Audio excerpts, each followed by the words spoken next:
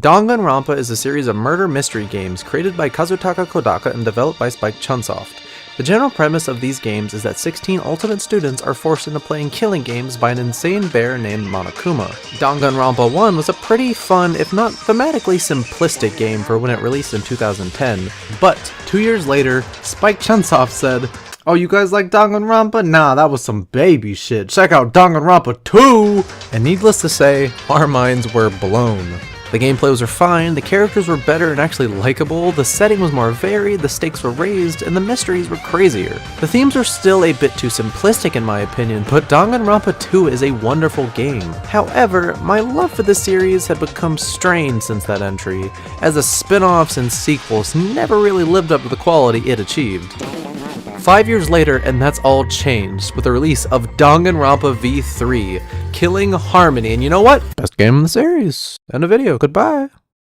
Oh, you want to know why? You're saying you want to know why you should care about Danganronpa V3? Well, I guess I'll tell you. All shall bow down to me, for I am the king of title drops.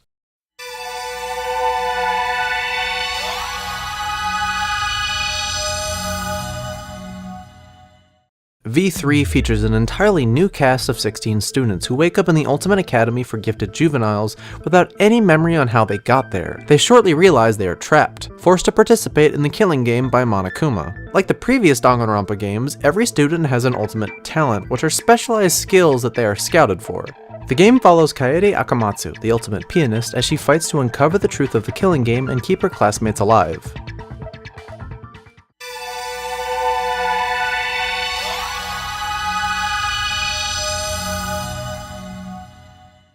Before getting too much into the gameplay, I should probably explain the rules of V3's killing game. Here's a rundown.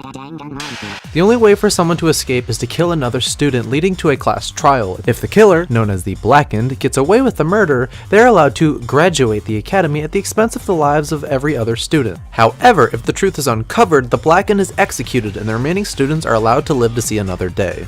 This will continue until only 2 students remain.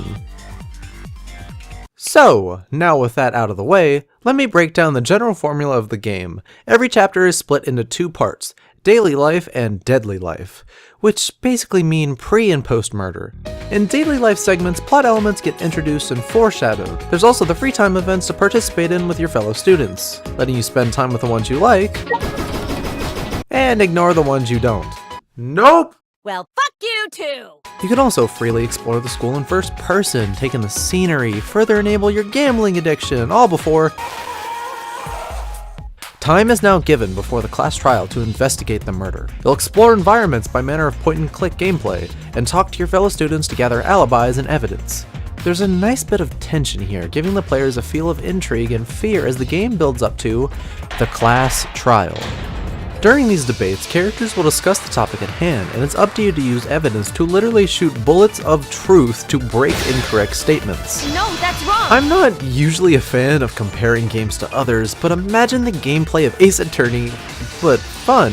Boo! Go fuck yourself! Oh no, it's the convenient YouTube strawman. Anymore. He doesn't like the thing.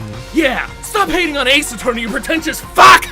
No, I enjoy Ace Attorney, but one of the reasons I like the trials in Danganronpa more is the sense of motion to them. Text is flying around the screen constantly and the conversations play out in real time. Plus, there are enough gameplay mechanics going on to keep them fresh. And these sections are as followed. Number 1. Hangman's Gambit. Oh, no. Did you actually think I was going to just boringly list off the mechanics like I'm reading from a Wikipedia article? Hell no, that would be an insult to Danganronpa, and I'm not about that. Hit it, Takada!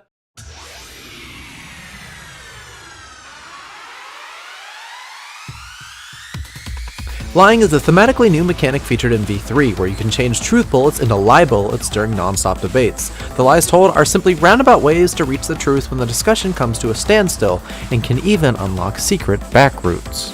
Mass panic debates are basically non-stop debates in a frenzy. There will be 3 different conversations going on at once, and it's your job to hone in on what matters and uncover inaccuracies in the testimonies. Rebuttal Showdown returns from Danganronpa 2, having you go one-on-one against another classmate, slashing away at their words to find a contradiction. Next up is my favorite new gameplay mechanic, Scrum Debates. These segments involve the class having a split opinion on the topic at hand, literally facing off against each other to unify their statements and prove the other group wrong. Psyche Taxi is like Danganronpa 2's Logic Dive, but stylish. You drive down a highway at blazing fast speeds, piecing together the answers of tough questions as you avoid other cars and try to beat the clock. And finally, Hangman's Gambit still sucks. Great.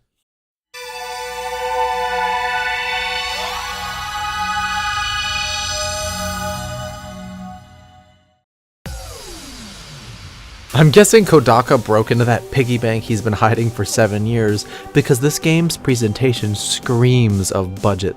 It's impressive how good a niche game like this can be if you actually give a passionate team enough time and money. Zero time to learn. Before V3 came out, Kodaka described in interviews that the style they were trying to achieve was, and I quote, psycho cool, and they completely nail it. Everything from the UI, character designs, and environments convey a wonderful sense of stylistic flair. V3 has a confident vibrance to it, and it's respectable to see a game be so stylistically underivative. Many games in the industry seem to just copy what works, and V3 being so visually unique is so commendable. A jazzy cyberpunk-like personality is always present, and is complemented by a gigantic 110-track OST by the incredible Masafumi Takada. The new tracks and the remixes all sound great. I dare you to try to find a song that isn't a total banger. Like the previous games, Danganronpa V3 has dual audio, and thankfully both the English and Japanese voice tracks are great. I played the entire game in English and felt it had the best dub in the series. Pick whichever strikes your fancy and get ready to be immersed into the insane world of V3. So, I think it's pretty apparent just how much praise I have for this game, which probably won't help as I transition into...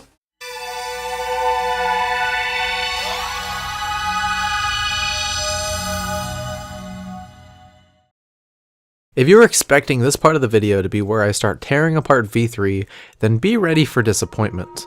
After spending nearly 50 hours with the game, I can say that it had the best theme, story, and cast of the entire series. This is probably the part of the video where some of you disregard the whole thing as fanboyism, masturbation, but I'm a bit too stubborn to back down from this particular opinion. This was the first Danganronpa game I've played where everything just kinda clicked immediately. The main theme of this game was more complex than the previous ones, as it focuses on the concepts of truth and lies. Hope and despair do come into play, I mean it is a Danganronpa game after all, but are toned down and far less blatant. They exist as a plate of crepes, and a nice cup of coffee to complement the 5-course meal, which is a welcome change because I don't think I could have sat through 50 hours of characters throwing around hope and despair constantly again. And yes, you heard that correctly, 50 goddamn hours, and that's not even touching on the post-game content. Holy shit, there is so much in this game! The great writing and deep cast lift the narrative leagues above every other Danganronpa title I've played, making those 50 or so hours feel incredibly engaging. The characters all played an important role in the plot's thematic progression, and the cast genuinely surprised me with how interesting they all were. The game does this insane thing where it actually makes you like the characters, so you feel something as they go through these horrible situations. Every execution or death had more impact than ones in past games because I had such a strong connection with these characters. I wanted to see them succeed, to grow, to uncover the truth and make it all out of there. The protagonist was probably the best the series has had so far, but for spoiler reasons, I don't really want to discuss why, so take my word for it. In hindsight, Danganronpa 1 has a generally weak cast, and the final survivor list was made up of the game's only likable characters. 2 made improvements, and wasn't afraid to take some risks by killing off some of its best characters, but V3 takes no prisoners. No one is safe, and your favorite characters could die in any chapter, so there's this sense of dread lingering as you play. Kodaka took a lot of risks for this project, and one of the big ones was deciding to move away from the simple storytelling from the past titles. The entire game was made to subvert audience expectations, and this is most prevalent in the game's divisive ending. I'm not going to go into detail because again, I don't want to spoil anything, but you can probably guess by the positive tone of this video that I loved the ending. It elevated the entire experience for me and was the reason I decided to make this video in the first place.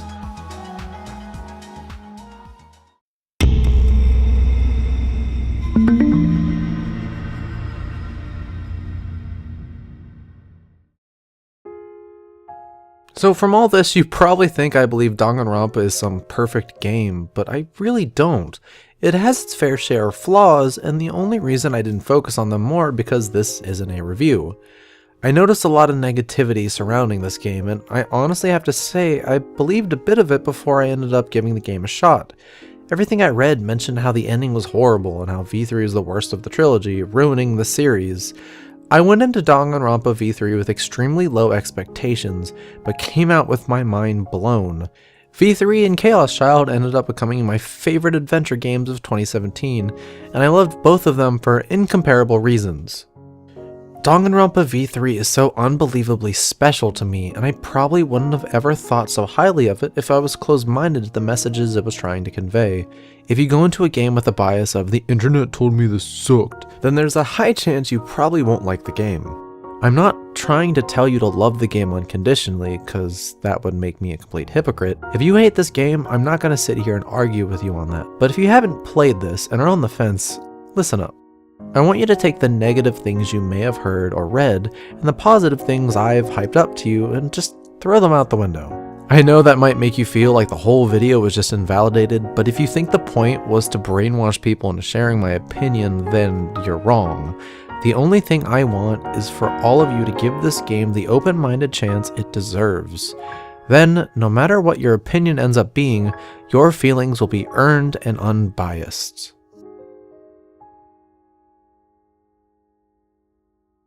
Also, can you believe I went the entire video without butchering the game's name and some overused and unfunny joke? Jesus, wow.